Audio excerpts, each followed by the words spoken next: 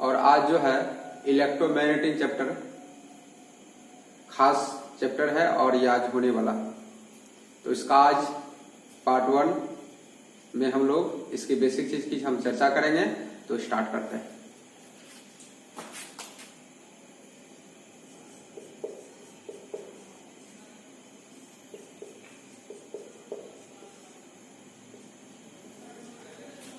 Electrostatic आप पढ़ चुके थे। इलेक्ट्रो डायनामिक्स और आज जो है वह है इलेक्ट्रोमैग्नेटिज्म। ये इलेक्ट्रोमैग्नेटिज्म आपके सामने जो है ये 3 टॉपिक उपस्थित है, इलेक्ट्रोस्टैटिक्स, इलेक्ट्रोडायनामिक्स और इलेक्ट्रोमैग्नेटिज्म। अगर हम बोर्ड परीक्षा के दृष्टिकोण से बात करें तो यह सबसे भिविया है। ये इसका जो बिहार बोर्ड का एग्जाम है उसमें जो है उससे इस चैप्टर से अधिक अंक के क्वेश्चन पूछे जाते हैं। उसके बाद इसको अगर हम वीवीआई में फर्स्ट का रैंक दें तो इसको सेकंड देंगे और इसको थर्ड देंगे। तो ये जो आपका फर्स्ट है ये हम पढ़ा चुके थे और ये सेकंड जो है वो बिहार बोर्ड के परीक्षा के दृष्टिकोण से महत्वपूर्ण है। तीसरा जो है वह मेडिकल और आईटी में ही इस पर आधारित क्वेश्चन पूछे जाते हैं, बिहार बोर्ड में नहीं पूछा जाता है। ये तीसरा नंबर में, लेकिन ये पहला नंबर और ये दूसरा नंबर है वो बिहार बोर्ड के परीक्षा के दृष्टिकोण से बहुत ही महत्वपूर्ण है। तो ये जो इलेक्ट्रोस्टैटिक है इसमें हमने डील किया था कि इलेक्ट्रो इसमें से अगर गौर से हम देखेंगे इन सभी में इलेक्ट्रो है, इस सभी में इलेक्ट्रो है। इलेक्ट्रो का मतलब होता है इलेक्ट्रॉन, इलेक्ट्रो का मतलब होता है इलेक्ट्रॉन। अब एस्थेटिक्स मतलब रेस्ट, डायनामिक्स मतलब मोशन और मैग्नेटिज्म मतलब बिहेवियर ऑफ मैग्नेट।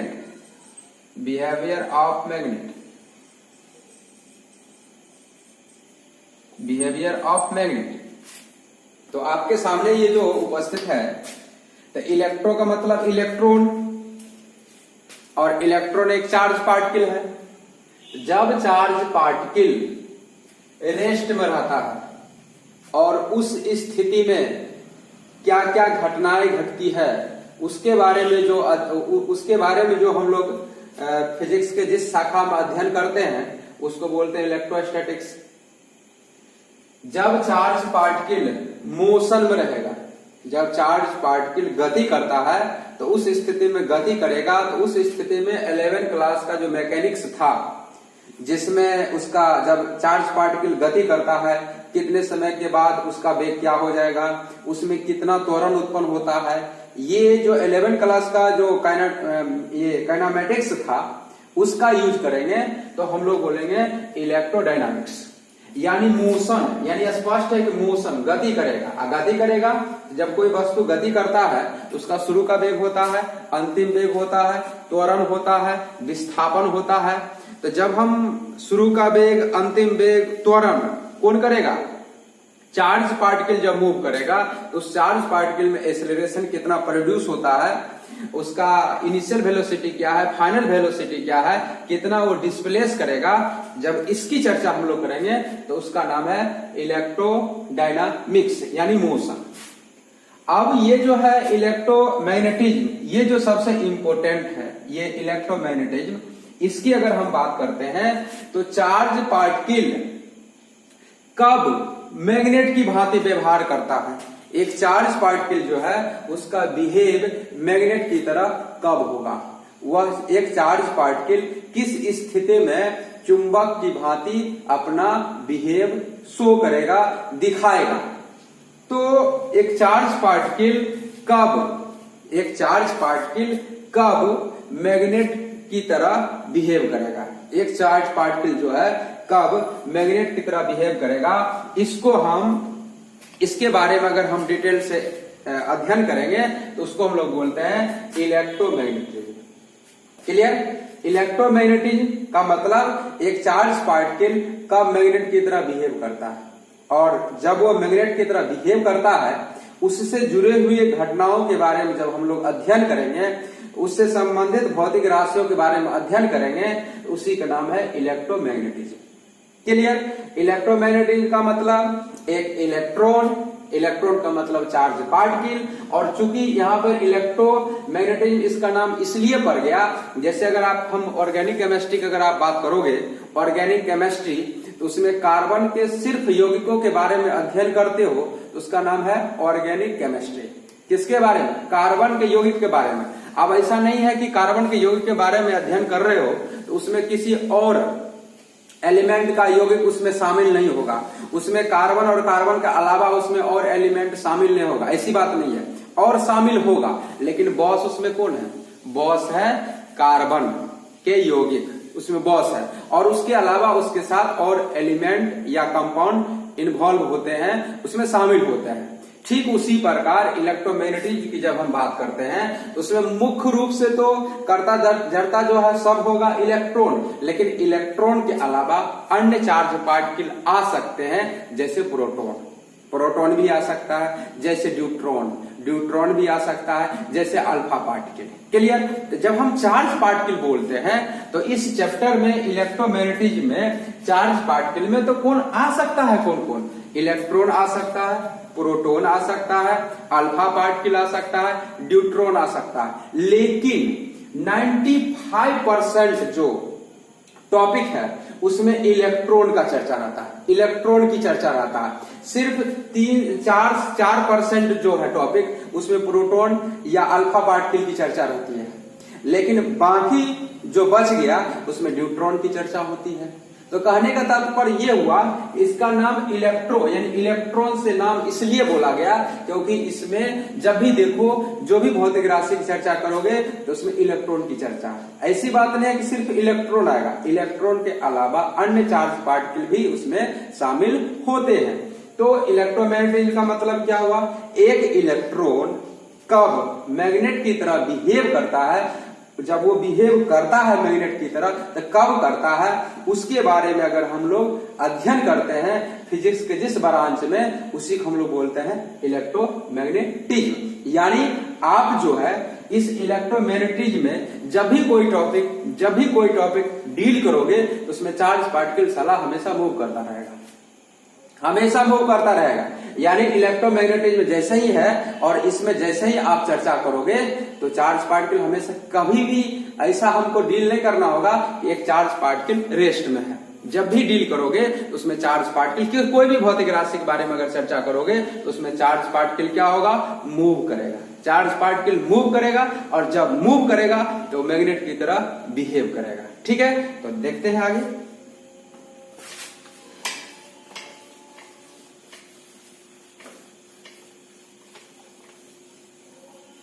तो सबसे पहले इसमें से कुछ पॉइंट देखते हैं। क्या देखते हैं जरा समझो। चार्ज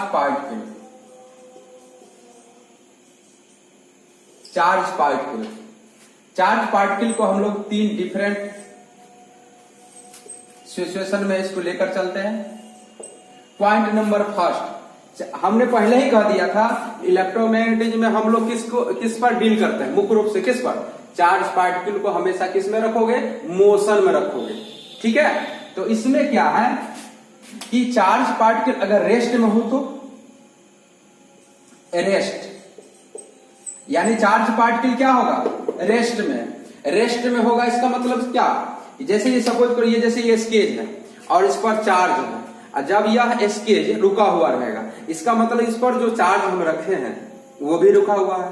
जब रुका हुआ है तो इसके बगल में आसपास अगर किसी दूसरे चार्ज पार्टिकल को लाओगे, यह चार्ज पार्टिकल रुका हुआ है, इसके आसपास कोई अगर दूसरे चार्ज पार्टिकल को लाते हो तो जिस चार्ज पार्टिकल को लाओगे वो और ये जो चार्ज पार्टिकल है दोनों के बीच फोर्स लगता है, जिसको आप इलेक्ट्रोस्टैटिक में पढ़ चुके हो, कूलम्ब फोर्स लगता है। लेकिन अगर ये चार्ज पार्टिकल रुका हुआ है, इसके नजदीक किसी मैग्नेट को लाओगे तो उस मैग्नेट और इस चार्ज पार्टिकल, ये चुंबक और ये आवेश के बीच किसी तरह का कोई बल नहीं लगता है। कब? जब ये रेस्ट में रहता है। क्लियर? यानी कहने का मतलब ये कि चार्ज पार्टिकल जब रेस्ट में रहता है तो ई उसके चारों ओर चुंबकीय क्षेत्र का मान 0 नहीं होता है, बल्कि उसके पास चुंबकीय क्षेत्र का मान 0, उसके चारों ओर चुंबकीय क्षेत्र का मान 0 नहीं होता है। यानी एक आवेशित वस्तु है तो उसके चारों ओर चुंबकीय क्षेत्र, विद्युत क्षेत्र है, लेकिन उसके चारों ओर चुंबकीय क्षेत्र नहीं है, क्योंकि हमने उसके चारों ओर चुंबक को लाए तो वह आवेश चुंबक पे बल नहीं लगाया। इसका मतलब बी का मान क्या है? 0। लेकिन जब चार्ज पार्टिकल यूनिफॉर्म वेलोसिटी से मूव किया, यूनिफॉर्म वेलोसिटी, जब चार्ज पार्टिकल यूनिफॉर्म वेलोसिटी से मूव किया, मतलब एक समान वेग से मूव किया, जैसे ये स्केल इस पर चार्ज पार्टिकल चार्ज इस पर रखा हुआ था, ये रुका हुआ था स्केल, लेकिन ये अब इसको स्केल मूव करेगा 10 मीटर पर सेकंड से अगर मूव करता है तो 10 मीटर पर सेकंड से हमेशा मूव करता रहेगा, 10 मीटर पर सेकंड से ही मूव करता रहेगा। इसका वेलोसिटी कांस्टेंट हो गया 10 मीटर पर सेकंड। जब ये मूव किया तो देखा गया कि इसके पास अगर हम मैग्नेट को लाते हैं तो यह चार्ज पार्टिकल जब मूव करता है तो इस मैग्नेट पे फोर्स लगाता है। लेकिन जब ये चार्ज पार्टिकल रेस्ट में था, उस समय इसके पास मैग्नेट को लाए थे, यह चार्ज पार्टिकल मैग्नेट को फोर्स नहीं लगाया था। लेकिन जब यह चार्ज पार्टिकल मोशन में आया तब देखा गया कि इसके नियर अबाउट अगर हम किसी मैग्नेट को लाते हैं तो यह चार्ज पार्टिकल के कारण मैग्नेट पे फोर्स लगता है। इसका मतलब ये कि जब ये मूव किया अपनी चारों ओर मैग्नेटिक फील्ड प्रोड्यूस किया, इसके चारों ओर चुंबकीय क्षेत्र उत्पन्न हो गया। यानी जब ये मूव किया, मूव करेगा तो भी, नहीं करेगा तो भी उसके चारों ओर चुंबकीय क्षेत्र का मान हमेशा होगा, यानी चुंबकीय क्षेत्र का मान 0 नहीं होगा, सॉरी विद्युत क्षेत्र का मान होगा। विद्युत क्षेत्र का मान 0 कभी भी एक आवेशित वस्तु के चारों ओर नहीं होगा, हमेशा विद्युत क्षेत्र का मान होगा ही, उसका मान 0 कभी नहीं होगा। लेकिन चुंबकीय क्षेत्र का अगर हम मान की बात करें तो अगर चार्ज पार्टिकल मूव करेगा, चार्ज पार्टिकल गति करता है तो उसके चारों ओर चुंबकीय क्षेत्र उत्पन्न होता है। अगर एक चार्ज पार्टिकल मूव करता है तो उसके चारों ओर चुंबकीय क्षेत्र उत्पन्न होता है, यानी चुंबकीय क्षेत्र का मान 0 कब नहीं होगा? जब वो गति करेगा आवेशित कण। लेकिन कब 0 होगा? जब चार्ज पार्टिकल रुक जाएगा, रुका हुआ रहेगा, उस स्थिति में उसके चारों ओर चुंबकीय क्षेत्र का मान 0 होता है, जब चार्ज पार्टिकल विराम में रहेगा, रुका हुआ रहेगा। लेकिन जब चार्ज पार्टिकल गति करता है तो उसके चारों ओर चुंबकीय क्षेत्र उत्पन्न करता है। और इसी कारण से जब चार्ज पार्टिकल गति करता है, उसके गति करने के कारण, एक आवेशित कण को गति करने के कारण उसके चारों ओर चुंबकीय क्षेत्र उत्पन्न होता है। और जब तक वो गति करेगा तब तक उसके चारों ओर चुंबकीय क्षेत्र बना हुआ रहेगा, चुंबकीय क्षेत्र उत्पन्न रहेगा, यानी वह चुंबक की तरह बिहेव करेगा।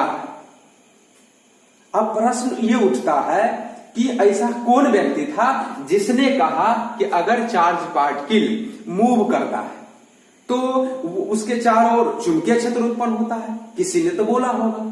उस व्यक्ति का नाम था ऑस्टेट। ऑस्टेट नामक व्यक्ति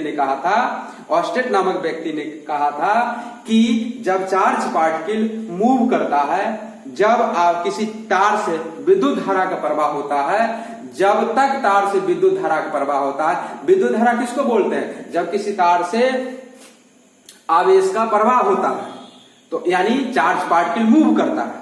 तो जब चार्ज पार्टिकल मूव करता है तो उसी को विद्युत धारा कहते हैं। तो जब चार्ज पार्टिकल किसी चालक तार से होकर जाता है तो उसी को विद्युत धारा कहते हैं। तो चार्ज पार्टिकल मूव करेगा या किसी तार से विद्युत धारा का प्रवाह होगा, जब तक किसी तार से विद्युत धारा का प्रवाह होगा तब तक उस तार के चारों ओर चुंबकीय क्षेत्र उत्पन्न होता है। जब विद्युत धारा का प्रवाह रुक जाएगा, आवेशित कण जो है गति कर रहा था वह रुक जाएगा, तब उसके चारों ओर चुंबकीय क्षेत्र का मान 0 हो जाएगा। क्लियर? तो क्या समझे? जब किसी तार से विद्युत धारा का प्रवाह नहीं होता है तो चुंबकीय क्षेत्र का मान 0 होगा। जब कोई आवेशित कण गति नहीं करता है, रुका हुआ है, तो चुंबकीय क्षेत्र का मान 0 होगा, लेकिन विद्युत क्षेत्र का मान 0 नहीं होगा। जब चार्ज पार्टिकल एक समान वेग से गति करेगा तो उसके चारों ओर चुंबकीय क्षेत्र भी होगा, उसके चारों ओर विद्युत क्षेत्र भी होगा। लेकिन अगर कोई charge particle non uniform velocity से मूव करेगा, नॉन यूनिफॉर्म वेलोसिटी, अब कोई charge particle non uniform velocity से मूव करता है तो उसके चारों ओर इलेक्ट्रिक फील्ड भी जीरो नहीं होगा, मैग्नेटिक फील्ड भी जीरो नहीं होगा, और साथ ही साथ एक नया चीज इसमें देखने को मिलेगा, इलेक्ट्रोमैग्नेटिक वेव प्रोड्यूस होगा। Electromagnetic wave, electromagnetic wave produce होगा, विद्युत चुंबकीय तरंग उत्पन्न होगा। तो इस तरह से आपने देखा कि अगर एक चार्ज पार्टिकल जब रेस्ट में रहता है तो उसके चारों ओर सिर्फ विद्युतीय क्षेत्र उत्पन्न होते हैं, लेकिन एक चार्ज पार्टिकल रेस्ट में रहता है तो उसके चारों ओर चुंबकीय क्षेत्र उत्पन्न नहीं होते हैं। लेकिन जब एक चार्ज पार्टिकल एक समान वेग से गति करता है तो उसके चारों ओर विद्युत क्षेत्र गति करेगा तो भी, नहीं करेगा तो भी विद्युत क्षेत्र हमेशा रहता है। लेकिन अगर एक समान वेग से गति करता है तो उसके चारों ओर चुंबकीय क्षेत्र होते हैं। जब वो असमान वेग से गति करता है तो विद्युत क्षेत्र भी होता है, चुंबकीय क्षेत्र भी होता है, साथ ही साथ इलेक्ट्रोमैग्नेटिक वेव प्रोड्यूस करता है, विद्युत चुंबकीय तरंग भी उत्पन्न होता है। तो प्रश्न ये उठता है कि वह कौन सा व्यक्ति थे जिन्होंने ये बताया कि एक चार्ज पार्टिकल मूव करता है या कोई किसी चालक तार से विद्युत धारा का प्रवाह होता है तो चालक के चारों ओर चुंबकीय क्षेत्र उत्पन्न होता है। इस बात को सर्वप्रथम ऑस्टेट नामक व्यक्ति ने बताया था। किसने बताया था? ऑस्टेट। ऑस्टेट नामक ने व्यक्ति बताया था। इसका मतलब ये हुआ एक चुंबक और एक आवेशित कण के बीच गहरा संबंध है, यानी विद्युत धारा और चुंबक के बीच गहरा संबंध है, और विद्युत धारा और चुंबक के बीच जो गहरा संबंध है इसको किसने बताया? ऑस्टेट ने बताया। क्या बताया? ऑस्टेट ने बताया। तो एक आवेशित कण के गति होने से या चालक तार से विद्युत धारा का प्रवाह होने से चालक तार के चारों ओर चुंबकीय क्षेत्र उत्पन्न होता है। यह तब तक बना रहता है जब तक चालक तार से विद्युत धारा का प्रवाह होता है। यह बात ऑस्टेट नामक व्यक्ति ने बताया था। क्लियर? नेक्स्ट पॉइंट देखते हैं।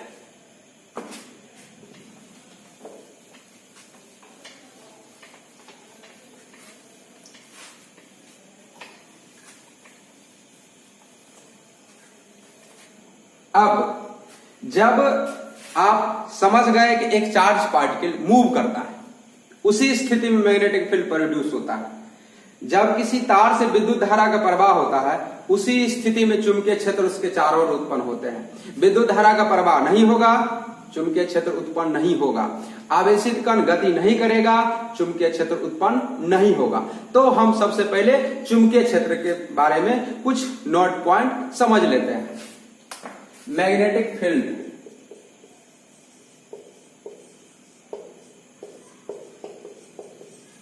मैग्नेटिक फील्ड इंडक्शन भी बोल सकते हैं इसको, या ओनली मैग्नेटिक फील्ड भी बोल सकते हैं। मैग्नेटिक फील्ड इंडक्शन या मैग्नेटिक फील्ड बोलते हैं। अब मैग्नेटिक फील्ड की अगर हम बात करते हैं तो सबसे पहले इसे कैपिटल बी से सूचित किया जाता है। चुंबकीय क्षेत्र को कैपिटल बी से सूचित किया जाता है। चुंबकीय क्षेत्र को कैपिटल बी से सूचित किया जाता है। दूसरा नंबर यह सदिश राशि होती है, यानी यह वेक्टर्स होता है। चुंबकीय क्षेत्र कौन सी राशि होती है? सदिश राशि होती है। चुंबकीय क्षेत्र को किस से सूचित करते हैं? कैपिटल बी से सूचित करते हैं। चुंबकीय क्षेत्र का ऐसा यूनिट जो होता है, ऐसा यूनिट वो टेस्ला होता है।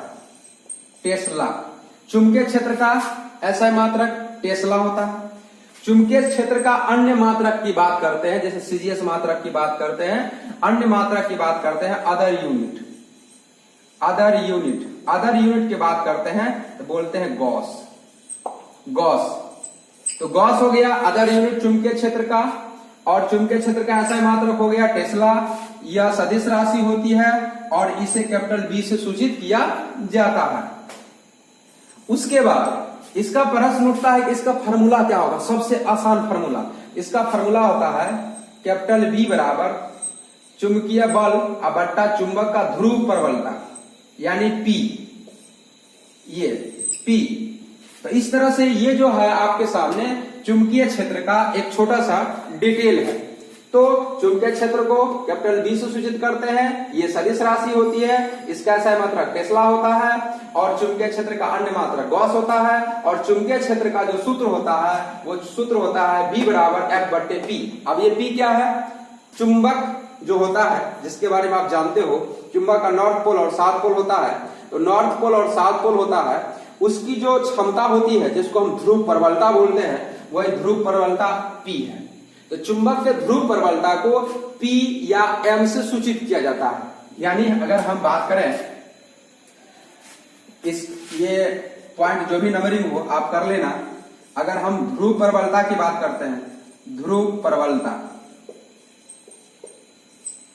प्रबलता की बात करते हैं, इसका मतलब है कि चुंबक का जो नॉर्थ पोल और साउथ पोल है, जो आप जानते हो थोड़ा मोड़ा, चुंबक का जो नॉर्थ पोल और साउथ पोल होता है वह लोह कण को क्या करता है? अपनी ओर आकर्षित करता है।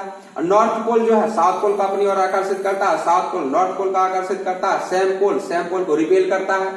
तो चुंबक जो रहता है और चुंबक का जो सिरा होता है, उस सिरा पर से कुछ सिरा के पास एक ऐसा बिंदु होता है जो अन्य लोह चुंबकीय पदार्थ को आकर्षित करने का गुण सबसे अधिक होता है। तो वो जो चुंबक के, जैसे ये सपोज करो ये चुंबक है, इसका नॉर्थ पोल इधर है, साउथ पोल इधर है, इस सिरा के पास एक ऐसा बिंदु रहता है, स्थान रहता है, जहां पर लोह कण को, लोहा के छोटे छोटे टुकड़ा को अगर रख दोगे तो यहाँ पर अधिक टुकड़ा जमा होगा, लेकिन बीच में कम जमा होगा। तो अधिक जो जमा होगा जिस बिंदु पर, उस बिंदु को उस चुंबक का ध्रुव प्रबलता कहा जाता है। ध्रुव प्रबलता किसे कहते हैं? चुंबक के नॉर्थ पोल और साउथ पोल के पास, नॉर्थ पोल और साउथ पोल जो रहता है, चुंबक के सिरे के पास जो रहता है, जिस बिंदु पर चुंबकीय आकर्षण बल जो है अधिक होती है, उसी को बोलते हैं ध्रुव प्रबलता। और ध्रुव प्रबलता को जो है इसे स्मॉल m या P से सूचित किया जाता है। P से सूचित किया जाता है। ध्रुव प्रबलता किससे सूचित किया जाता है? स्मॉल m या P से सूचित किया जाता है। दूसरा नंबर, इसका SI यूनिट एम्पियर मीटर होता है। इसका SI मात्रक क्या होता है? एम्पियर मीटर होता है। और यह कितने तरफ होता है? दो तरफ होता है। यह कितने तरफ होता है? दो तरफ होता है, निगेटिव और पॉजिटिव। ध्रुव प्रबलता कितने तरह का? दो प्रकार का, एक निगेटिव और एक पॉजिटिव। यह दो प्रकार का होता है, दो प्रकार का होता है। ठीक है। तो चुंबकीय क्षेत्र के बारे में अगर हम यहाँ पर फॉर्मूला से अगर थोड़ा हम गौर करें तो चुंबकीय क्षेत्र का मात्रक हो जाएगा, बल का मात्रक न्यूटन और ध्रुव प्रबलता का मात्रक एम्पियर मीटर, न्यूटन प्रति एम्पियर मीटर। ये चुंबकीय क्षेत्र का SI मात्रक होगा जो टेस्ला के बराबर होता है। और बल का मात्रक सीजीएस यूनिट अगर हम बात करते हैं तो डाइन होगा। ठीक है। और यहाँ एम्पियर मीटर को AB एम्पियर और मीटर को सेंटीमीटर बोलेंगे, तब वो गॉस के बराबर होगा। ठीक है। तो नेक्स्ट वीडियो में फिर हम इसके आगे टॉपिक लेकर उपस्थित होते हैं। धन्यवाद।